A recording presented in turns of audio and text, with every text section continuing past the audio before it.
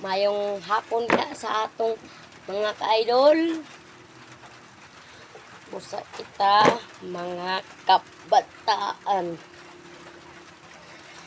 Dili kita magsukol-sukol sa atong ginikanan ug amahan, labi na sa atong igsuon. Dili kita magsukol-sukol. Busa kung naa manggaling tay buhaton dautan, dili gyud kita buhat og dautan sa sulod sa atong balay. Nganuan, bisag naa kay gibuhat, makita ka sa atong Ginoo. Busa dili kita magbuhat og dautan. Busa kamo, bantay lang yun mo, magbuhat kamo dautan.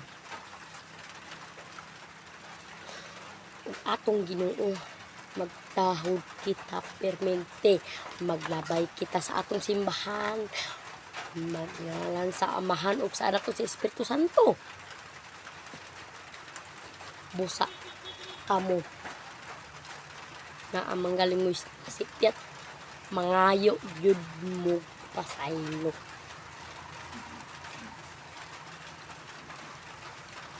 Ug kamo mga bata, dili gyud kamo mamalikas. Dautan man kanang kapamalikas. Abi ninyo, ay mo pagbakaka.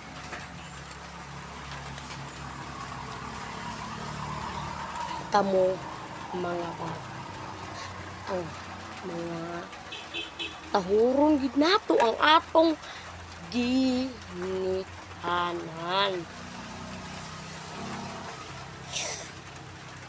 ug atong amahan, atong isuon, labi na kay kung wa kitay mahimo, kung mawala sila atong mga gikinikanan,